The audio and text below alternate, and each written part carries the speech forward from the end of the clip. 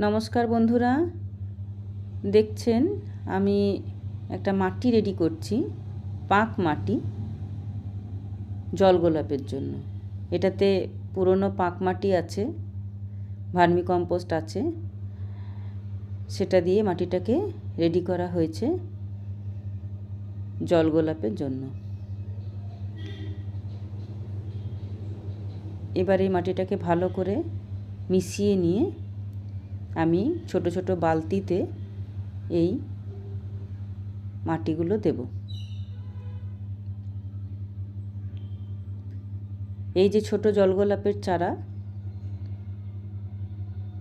একটি আমি গিফট পেয়েছিলাম, সেখান থেকে কিন্তু আরও অনেকগুলি চারা হয়েছে, যেগুলি আমি আলাদা আলাদা করে ছোট ছোট বালতিতে লাগালাম।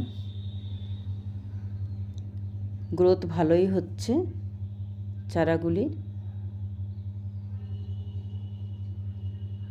এই চারাগুলি মার্কেটে কিন্তু অনেক দামেই বিক্রি হচ্ছে। তো যাই হোক, ফুলটা খুব সুন্দর। যারা দেখেননি জলগোলাপ, আমি শেয়ার করেছি ছবিটা, খুব সুন্দর।